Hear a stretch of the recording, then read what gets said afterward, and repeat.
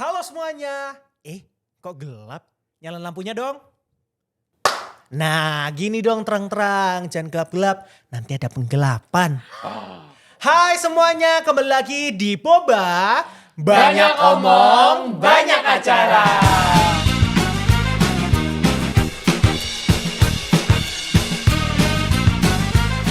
Bersama aku Matthew, dan hari ini gak enak rasanya kalau kita berbincang mengenai kasus-kasus yang bikin telinga dan mata Anda tercengang. Hari ini ada... Kita, Audrey, Keisha, Beye. dan Dias. So, today kita akan membahas kasus yang tadi aku sempat senggol-senggol, yaitu mengenai penggelapan. Bukan karena habis dapat tagihan listrik, tapi karena langsung aja deh. Oke, kita langsung jam aja ya Sobat Boba. Nah, jadi ada kasus yang viral nih di media sosial terkait penggelapan dana organisasi kampus. Yang diduga pelakunya ini mahasiswa aktif dengan prestasi non-akademik segudang. Gak ada yang percaya dong kalau dia ini pelaku kasus penggelapan dana. Karena dia ini dikenal sebagai pribadi yang baik, jujur, dan bertanggung jawab. Namun kini dia sedang menjadi buronan karena masalah tersebut. Beberapa minggu kemudian ada pesan SMS masuk pada pihak Kesmabem di kampus tersebut. Pada pesan tersebut seolah-olah pelaku ini menjelaskan bahwa dia melakukan hal tersebut karena diancam oleh pacarnya yang kini telah kabur bersama uang-uang tersebut. Dia nggak bisa melaporkan karena tidak ada bukti kuat keterlibatan pacarnya. Plus dia takut jadi sasaran kalau ngaku. Waduh, gimana guys? Sangat complicated. Ada yang bawa handphone hari ini? Betul, Mau telepon 911 ada buronan. Tapi nggak di sini kok, orangnya nggak di sini. Beda.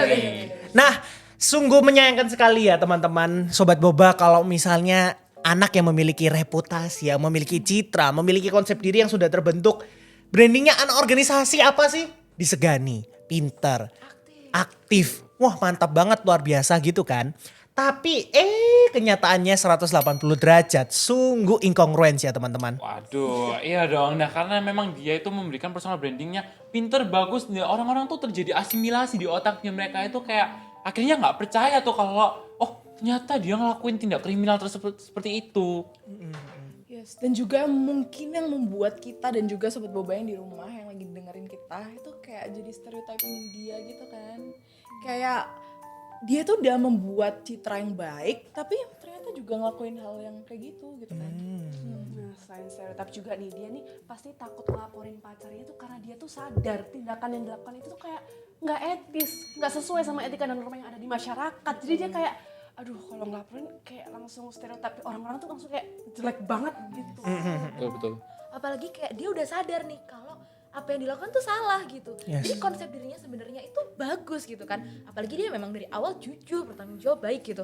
Eman banget dia mengubah konsep dirinya jadi seseorang yang mau diperdaya dan diancam gitu hanya untuk disayang sama pacarnya. Ini udah toksik banget loh teman-teman. Toxic banget. Yes. Iya kan? Nggak sehat. Tapi bisa jadi juga gak ya sih pacarnya ini pakai coercive power buat Kayak ngontrol pacarnya gitu iya, ya. Ngasih benar. tekanan. Jadi kayak walaupun sebenarnya dia ke pressure, tapi dia tetap nggak laporin.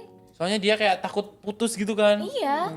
Tapi sebenarnya aku gak 100% percaya. Ya ada poinnya sih kalau misalnya ada paksaan gitu ya. Mungkin takut. Tapi aku juga gak 100% percaya bahwa si pelaku ini gak bisa ngapa-ngapain. Atau mungkin hanya alasan belaka. Karena bisa aja ya dia melakukan masking. Dia melebih-lebihkan. Iya benar. Dia kayak masang topeng gitu ya. Kalau dia itu kayak apa ya, making attribution lah. Kalau misalnya dia tuh membuat alasan kalau aku tuh nggak ikut-ikut tahu. Padahal dia sendiri meskipun ya dia bukan inti permasalahannya, tapi dia ikut ambil alih dalam tindak perilaku kriminal tersebut. Diputer terus alasannya. Mau nambahin, jadi ini juga bisa making attribution error loh. Karena dia ini nyalahin faktor eksternal atas tindakannya tersebut. Jadi sebenarnya dia tuh bisa loh punya kendali mau ngelawan, mau cari bantuan ke teman-teman. Mau atau action. Iya, mau action tuh bisa. Tapi dia tuh memilih untuk kayak diem gitu, Tutup mulut. tutup mulut. Dan ada part juga di mana dia yang nge-SMS tuh kan pihak atas Iya.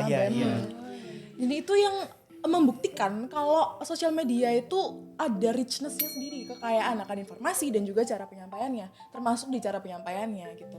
Jadi kita kan nggak tahu tuh dia itu pas ngetik SMS itu dia sambil senyum kah atau sambil ketawa-ketawa kah. Jadi kayak nonverbalnya itu tidak Non-verbalnya benar. Ya itu tadi kenapa alasanku juga gak 100% percaya kan sama apa yang Keisa bilang bahwa pelakunya gini gitu. Tapi sebenarnya biar dia dapat bukti. Tadi kan kurang bukti ya. Bisa manfaatkan media richness teori ini juga loh. Kalau misalnya media itu kaya akan bukti gitu ya, bukti jejak digital. Benar. Tapi ya sobat boba, yang sangat disayangkan itu dia bisa nih punya power untuk mencari atau setidaknya mengcapturing bukti melalui media richness theory. Tapi dia malah memilih ya udah mau aja gitu untuk diancam atau diperdaya gitu. Ini tuh udah termasuk ke dark side of intimate relationship karena ini toxic banget kan, bayangin pacaran diancam-ancam kayak ngapain? Ngapain gitu kan. Iya. Makanya jomblo aja teman-teman. Aduh. Itu sebuah alasan. Tapi kok dia nggak mau ya laporin pacarnya? Kayaknya sih ya si korban tuh punya fear self concept sih, dia kelihatan takut banget, kelihatan kayak gak jujur atau gagal. Makanya dia milih buat gak laporin pacarnya. Konsep dirinya takut terguncang. Iya. Gitu. Tapi karena dia nggak mau ngelaporin, dia juga tadi tutup mulut juga. Dia malah memilih manajemen konflik untuk kabur, withdrawing. Oke, I'm an innocent person. Jadi this is not my fault, this is my pacar fault gitu. Ini salahnya pacarku, guys, gitu loh, guys. Nah itu, dia itu salah ngambil managing konflik. Dia bukannya memberikan klarifikasi, malah berbelit-belit kok. Dia itu menyalahkan orang lain. Dampaknya itu apa sih? Orang-orang akhirnya nge-flaming ke dia, Balik lagi ke maki. dia. Akhirnya apa kan, dia tadi di kasus jadi buronan. Wah, Emang sulit banget ya. sulit. Berurusan dengan netizen yang budiman seperti kita. Gitu. Aduh. Sobat boba. Iya. Jadi dengan cacian tersebut itu yang membuat dia itu juga malah nyalahin balik si pacarnya itu. Dia melakukan counter blaming dan juga apa namanya tuh biasanya? Adu nasib, Adu nasib. Iya, apa biasanya tuh namanya? tembak-tembakan. Oh iya, ya gitu lah Lempar-lemparan. Yes. Nah itu dia yang membuat dia itu jadi membela dirinya dia sendiri gitu ya. Tapi ada kondisi lain loh. Dia ini bisa terjadi kondisi mutual hostility di mana dia ini jadi karena adanya caci makian, adanya verbal abuse dari orang-orang sekitar. Dia ini jadi kayak nggak punya tempat berlindung. Jadi kayak, aduh, aku depresi sendiri nggak ada yang mau ngertiin dari POV aku. Jadi kayak dia malah terpojok gitu. So the 1 million questions is, apa solusinya? Ya, betul. Kalau solusi dari aku ya Sobat Boba, yang pertama itu korban bisa pindah ke new social environment yang lebih positif. Terus kedua, kalau misalnya korban butuh keberlanjutan penanganan berlanjut itu bisa terapi ke psikolog. Terus yang terakhir yang paling penting nih Sobat Boba, korban bisa self talk atau kita bisa self talk sama diri kita sendiri. Jadi korban bisa ngomong ke dirinya sendiri kayak aku nih orang baik loh, dan nggak perlu takut juga buat diancam-ancam.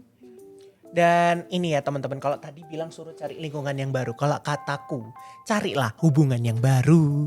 Karena kalau misalnya sudah ada gejala-gejala nih, aduh kok diancam, kok dipojokkan, kok belok ya ini hubungannya kok agak nggak enak.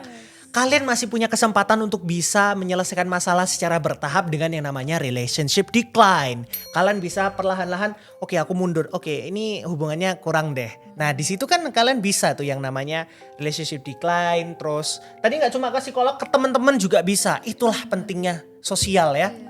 Ya betul, apalagi kalau misalnya kita lihat ya, konflik itu enggak cuma di satu pihak aja yang harus nyelesain. Dua pihak kayak tadi, lingkungan, sosial dan lain sebagainya. Dari diri sendiri, orangnya tuh bisa, oh ya aku salah, aku harus nggak bisa diam aja, nggak boleh lari, aku harus ngomong ke teman-teman yang lain yang itu. Nah kita sebagai pihak yang dirugikan juga harus bisa netral nih. Kita nggak boleh ngelihat satu sisi aja, kita harus melihat seluruh aspek. Kenapa sih ngelakuin hal tersebut? Buktinya tadi ada yang terancam ya kan. Nah, terus kita juga harus bisa belajar maafin. Nah maaf ini bukan melupakan ya Sobat Boba. Dengan berarti kayak misalnya dia minta maaf, kita memaafkan, tapi dia juga bisa bikin klarifikasi sesuai diminta sama publik, kayak gitu. Exactly. Dan yang paling penting dan gak kalah penting tentunya adalah berempati. Gini, karena memang bener pelaku tuh salah dan kita pasti kesel dong. Siapa yang gak kesel uangnya digelapin gitu kan. Tapi kita juga harus bisa berpikir logis nih kayak, oh oke, dia butuh teman untuk cerita, dia butuh didengarkan, dia butuh tidak dihakimi. Maka sudah sebaiknya kita itu mendengarkan, kemudian memberikan respon emosional yang hangat supaya pelaku ini merasa aku punya tempat untuk cerita, aku bisa jujur, aku bisa terbuka, dan akhirnya dengan kepercayaan tersebut kejadian seperti ini tidak akan terjadi. Terulang Bener lagi. banget. Setuju banget. Apalagi kita kan harus ada juga kesepakatan mungkin Betul. awalnya. Sepakat. Oke. Antara dua pihak gitu, antara cewek dan cowoknya itu harus sepakat dari awal gitu. Kalau kita tuh hubungannya ke depannya itu udahlah nggak usah ada manipulasi, ancaman-ancaman gitu kan ya. Gitu Ya, sih. Nah, Sobat Boba, gitu aja kasus kali ini. Jadi dari kasus ini kita belajar ya pentingnya Komunikasi. Karena- Jangan sampai di CV bilangnya komunikasinya lancar, tapi komunikasi antar personanya aja gagal. Waduh, gitu.